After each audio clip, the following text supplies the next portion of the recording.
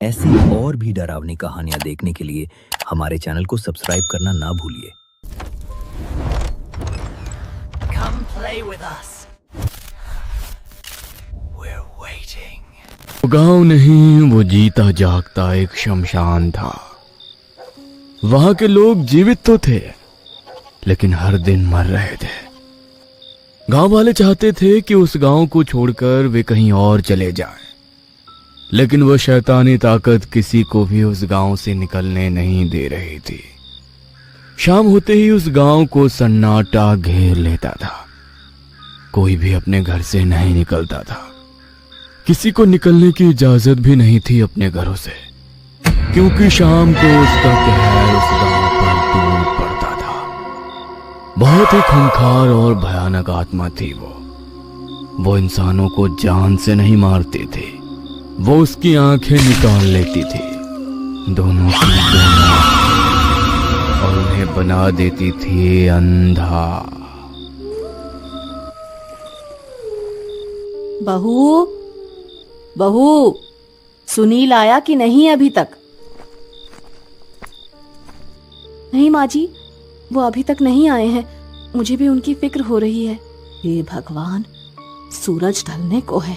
पूरे गांव को पता है कि शाम होने के पहले घर लौट जाना चाहिए, फिर भी पता नहीं ये आज कहाँ रह गया। आशा देवी ये बोल ही रही थी कि उनका पति सुरेश दूसरे कमरे से निकलकर वहां लाठी टिकाते हुए पहुंचा। वो देख नहीं सकता था। उसे आज भी वो दिन याद है जब वो शाम को खेत से लौट रहा था और अचानक से बारिश शुरू हो गई थी। अरे ये बारिश कहाँ से शुरू हो गई? कहीं छूटना पड़ेगा, नहीं तो भीग जाऊंगा। सुरेश कुछ ही दूरी पर लगे एक बरगद के पेड़ के नीचे खड़े हो गए। वो लगातार बारिश को देखे जा रहे थे और कोई और लगातार उन्हें घूर रहा था। उसी पेड़ पर बैठे बैठे सुरेश बारिश के रुकने का इंतजार कर रहे थे, लेकिन तभी धड़ाम की आवाज से वो चौंक गए। पहले तो उन्हें लगा कि शायद पेड़ की कोई डाली टूटी है, क्योंकि वो पेड़ बहुत ही पुराना था। लेकिन जब उनकी नजर सामने गई तो मुंह से चीख निकल गई। सुरेश वहां से भागने लगे, लेकिन अचानक से उनके पैर वहीं के वहीं थम गए। वो चाहकर भी अपने पैर आगे नहीं बढ़ा पा रहे थे। उन्होंने बहुत कोशिश की, लेकिन उनके पैर ऐसे जमीन से चिपके जैसे किसी ने गोंद लगा दिया हो। डर के मारे उनके सीने की धड़कन बढ़ती ही चली जा रही थी। वो अपने सामने मौत को देख रहे थे। वो मौत जिसका रूप बहुत ही भयानक था। एक औरत जिसके दोनों हाथ नहीं थे, उसका चेहरा पूरी तरह जला हुआ था। वो सुरेश को खा जाने वाली निगाहों से देख रही थी। मुझे जाने दो, मुझे जाने दो। सुरेश उस औरत से बार बार अपनी जान बख्शने की गुहार कर रहे थे, लेकिन वो औरत थी कि धीरे धीरे कर उनकी ओर बढ़ रही थी। और जब वो उनके बिल्कुल सामने आ गई तो सुरेश ने अपनी आंखें बंद कर ली, क्योंकि उन्हें पता लग गया था कि अब उनकी मौत करीब है। वो मन ही मन ईश्वर को याद कर रहे थे, लेकिन तभी खचाक की आवाज आई और उसके साथ ही सुरेश के चीखने की भी आवाज गूंज गई। सुरेश कुछ समझ पाते उसके पहले ही उन्हें एहसास हो गया कि उनकी एक आंख में किसी ने कैंची घुसा दी है। सुरेश जोर जोर से चीखने लगे, बचाओ, बचाओ। सुरेश चीख रहे थे और सामने वो देख रहे थे जिसे कोई भी देख ले तो हार्ट अटैक से मर जाए। कुछ देर पहले जिस औरत के दोनों हाथ कटे हुए दिख रहे थे, पता नहीं उसके शरीर में कहां से दोनों हाथ अचानक आ गए थे और उन हाथों में थी कैंची, नुकीली कैंची। जिसमें खून लगा था। कुछ देर बाद फिर से एक आवाज आई, खचाक। इस बार सुरेश के दूसरे आंखों के अंदर वो नुकीली कैंची धसी हुई थी और सुरेश दर्द से कराह रहा था। सुरेश की आंखों की दोनों पुतलियां अब उस भयानक सी औरत के हाथ में थी जिसे वो घूर घूर कर देख रही थी। सुरेश लगातार चीख रहे थे। इधर वो औरत आंखों की उन पुतलियों को लेकर बरगद के पेड़ के नीचे गई और उसने वहां रखे फावड़े से पेड़ के नीचे खुदाई शुरू कर दी और आंखों की दोनों पुतलियों को मिट्टी में दबा दिया। उसके बाद वो जोर जोर से हंसने लगी और कहने लगी, किसी को नहीं छोड़ूंगी मैं, किसी को नहीं। सुरेश अपनी बातों को याद करके डर के मारे कांप रहे थे।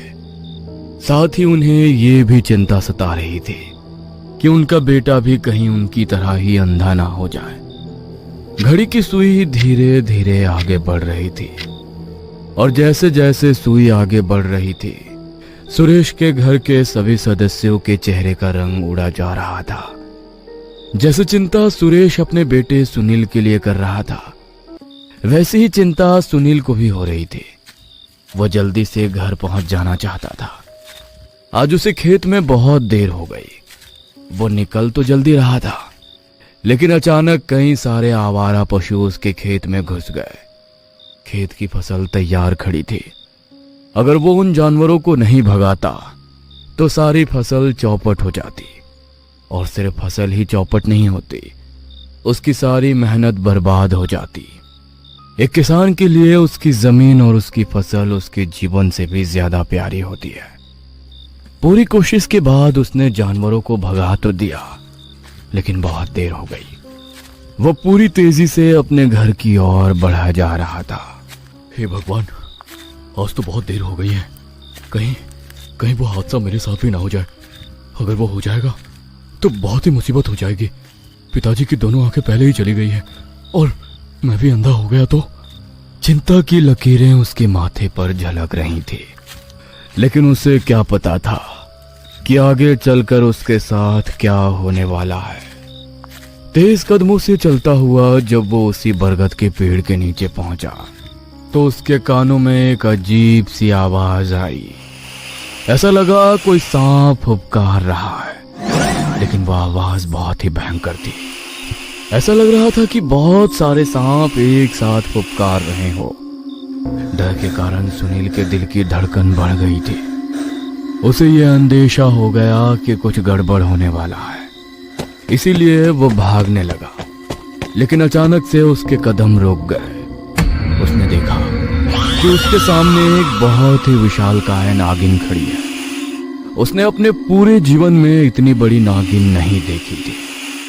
उस नागिन को देखकर वो थर थर कांपने लगा।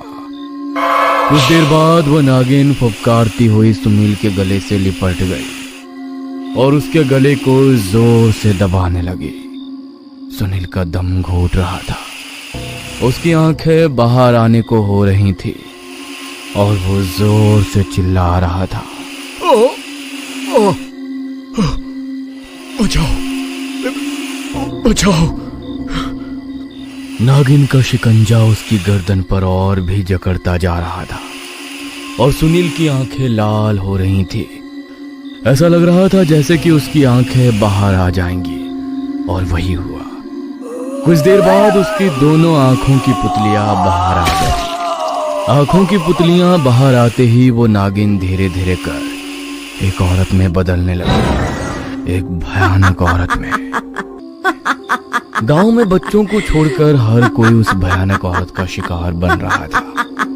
लोग भागना चाहते थे, हमेशा के लिए इस गांव से निकलना चाहते थे, लेकिन जब भी कोई गांव छोड़ना चाहता वो अपने घर से निकल ही नहीं पाता था, क्योंकि एक अदृश्य सी दीवार उसके घर के आगे बन जाती। वो इंसान या उसका परिवार निकलने की कोशिश करता तो उस दीवार से टकरा जाता, जबकि वो दीवार किसी को भी नहीं दिखती थी। किसी को भी समझ में नहीं आ रहा था कि ऐसा कौन सा श्राप उस गांव को लगा है। जिससे वो गांव धीरे धीरे अंधों के गांव में बदल रहा था। उसी गांव में सावित्री रहती थी। सावित्री के पति की मृत्यु कई सालों पहले हो गई थी। पति की मौत के बाद 7 साल की उसकी बेटी सोनम की जिम्मेदारी उस पर आ गई थी।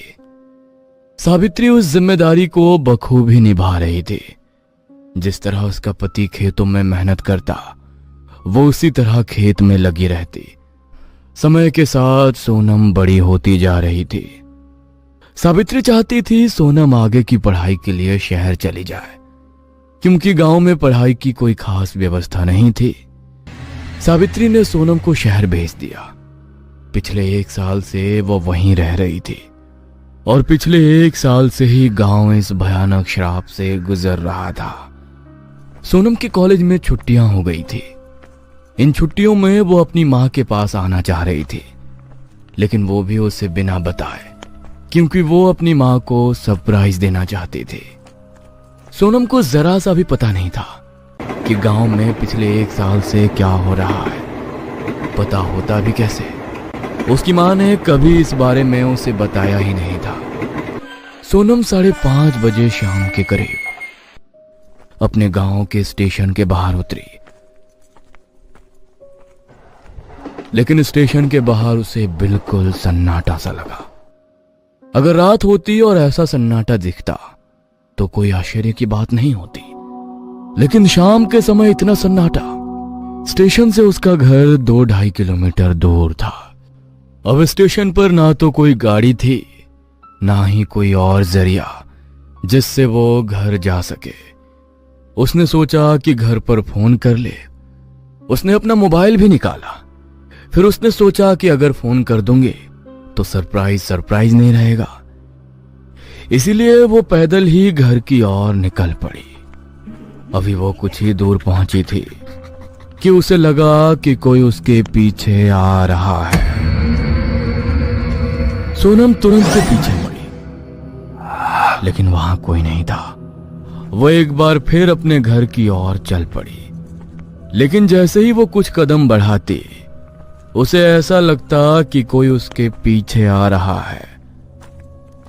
और जैसे ही वो पीछे मुड़ती, वहां कोई नहीं होता। सोनम को अब डर लगने लगा था। उसे समझ नहीं आ रहा था कि ऐसा उसके साथ आखिर क्यों हो रहा है। उसके जहन में बहुत सारे सवाल थे, लेकिन एक का भी जवाब उसके पास नहीं था। सोनम फिर से अपने घर की ओर बढ़ने लगी, लेकिन कुछ दूरी पर जाने के बाद ही वो हुआ जिसे देखकर उसके पसीने छूट गए। उसने देखा कि उसकी आंखों के सामने ही एक जोरदार धमाका हुआ। ऐसा लगा कि किसी ने बम विस्फोट कर दिया हो, और उस धमाके से सड़क पर इतना बड़ा गड्ढा हो गया कि वो उस पार लाख कोशिश के बावजूद भी नहीं जा सकती थी। हे भगवान, ये क्या है? ये अचानक से इतना बड़ा विस्फोट कैसे हो गया? और ये गड्ढा कैसे बन गया? मैं अब उस पार कैसे जाऊंगी? सोनम ये सोच ही रही थी कि तेज हवाएं वहां चलने लगी, और उन तेज हवाओं की आवाज के साथ उसे सुनाई पड़ी हंसी, एक भयानक हंसी। सोनम ने इधर उधर देखा, लेकिन उसे कोई नहीं दिखा।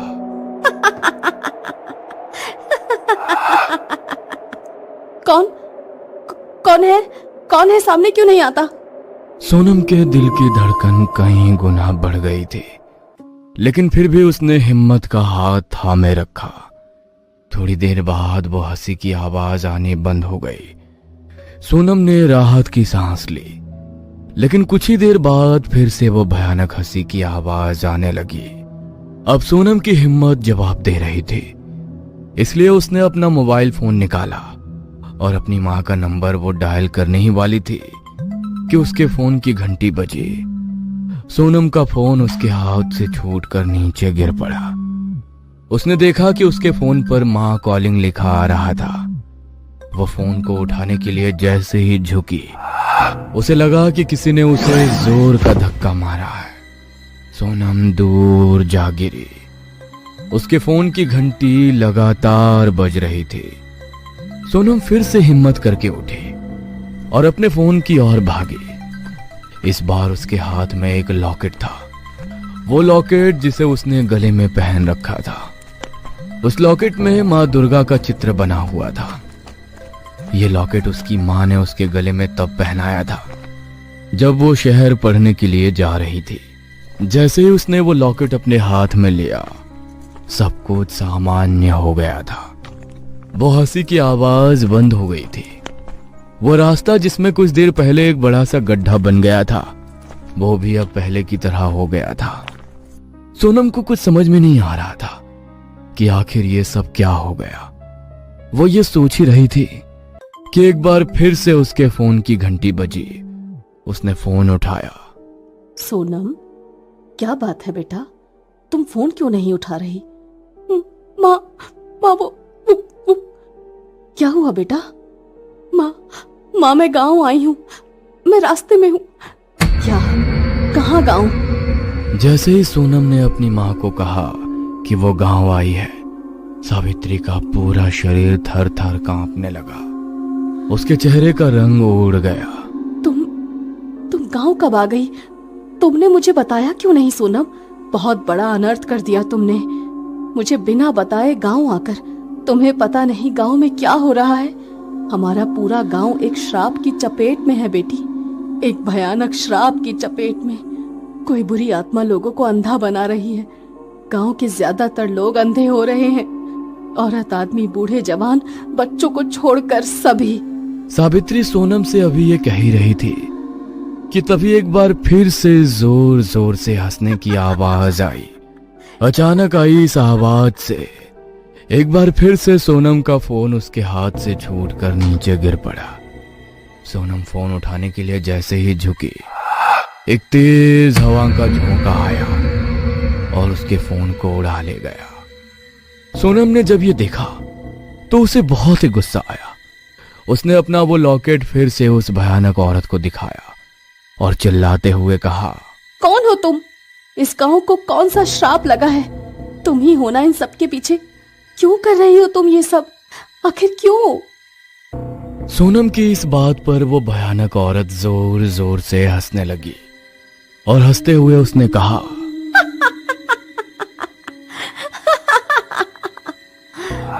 गांव के लोगों को मैं अंधा नहीं बना रही, वो तो पहले से ही अंधे हैं। सब के सब अंधे हैं। तुम भी तो अंधी ही हो। तुमने मुझे पहचाना नहीं पहचाना? कौन हो तुम?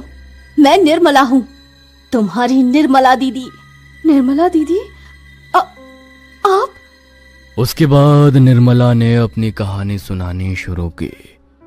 1 साल पहले की बात है। निर्मला अपने खेत में काम कर रही थी। तभी गांव के दबंग मुखिया का बेटा रंजय वहां आ गया और उसे छेड़ने लगा।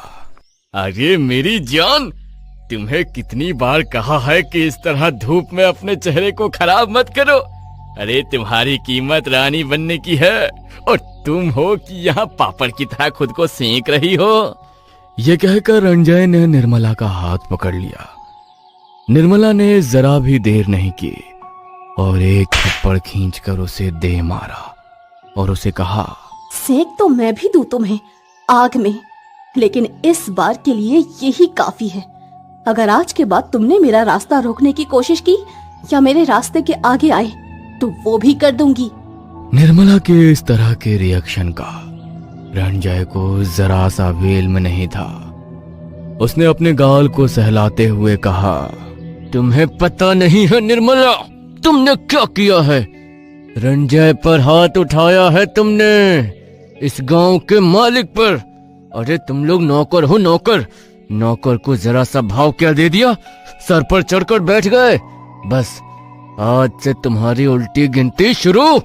तुमने यहाँ अकेले में मुझे थप्पड़ मारा है ना, मैं भरे बाजार तुम्हारे साथ वो करूंगा कि तुम्हारी रूह कांप जाएगी। हाँ। रंजय का खौफ पूरे गांव में था। उसके पिता धनंजय भी एक नंबर के बदमाश थे।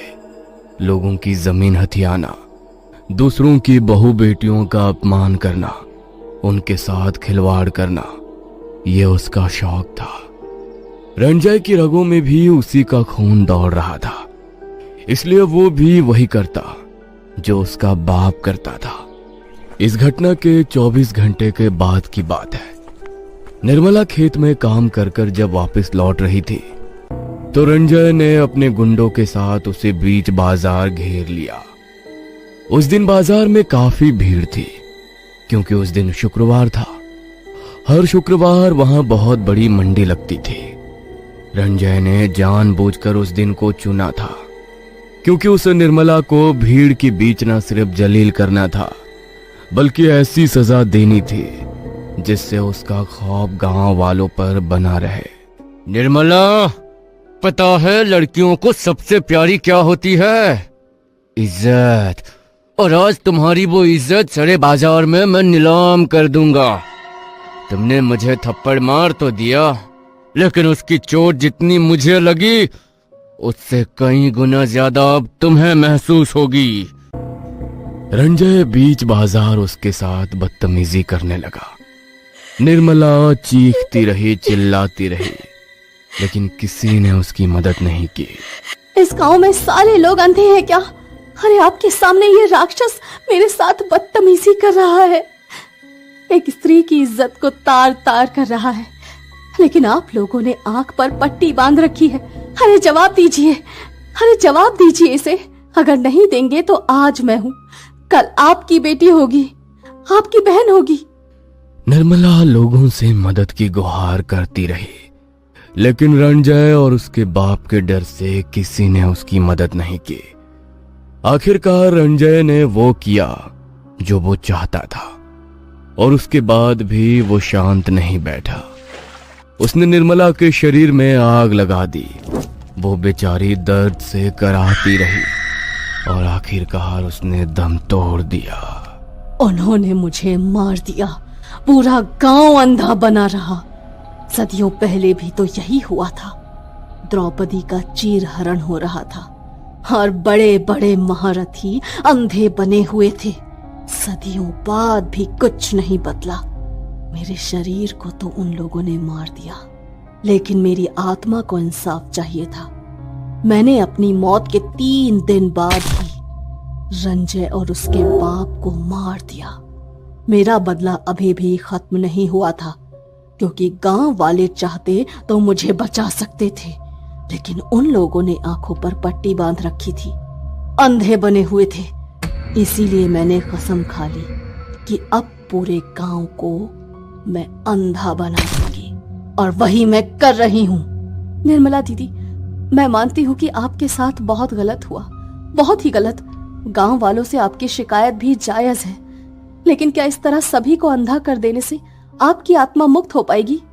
नहीं, कभी नहीं। वो भटकती रहेगी। आपने अपने गुनहगारों को सजा दे दी है। मैं मानती हूँ कि गांव वाले भी आपके गुनहगार हैं, लेकिन इस तरह से इंसाफ नहीं होता। आपको तो गांव वालों को जगाना था, उन्हें लड़ने के लिए तैयार करना था, ताकि कल को और कोई रंजय जैसा पैदा ना हो। लेकिन आपने तो सभी को अंधा बनाने की ठान ली। उससे क्या होगा दीदी? अंधा बनने से क्या होगा? अंधा नहीं बनाना है, हमें इस समाज को जगाना है, इनमें हिम्मत भरनी है। तभी किसी निर्मला के आगे रंजय जैसे लोगों की हिम्मत नहीं होगी खड़े होने की। निर्मला थक गई थी। उसने अपने असली गुनहगार को मार तो दिया था, लेकिन गांव वालों की चुप्पी उसे खटक रही थी। उनका सब कुछ देखने के बाद भी अनदेखा करना निर्मला को सता रहा था, और यही कारण था कि वह अब भी भटक रही थी। सोनम की बातों से निर्मला को नई सोच मिली। उसने सोनम से एक वादा लिया कि मैं तो मर गई, लेकिन मेरी मौत जाया ना जाए। वो लोगों को जागरूक करे। लड़कियों के ऊपर अगर कोई अत्याचार करता है तो चाहे वो कितना भी शक्तिशाली क्यों ना हो, लोग उसका मुकाबला करें। सोनम ने यह वादा निर्मला से किया। उसके बाद निर्मला वहां से गायब हो गई। उस दिन के बाद गांव में कोई भी ऐसी अनहोनी नहीं हुई।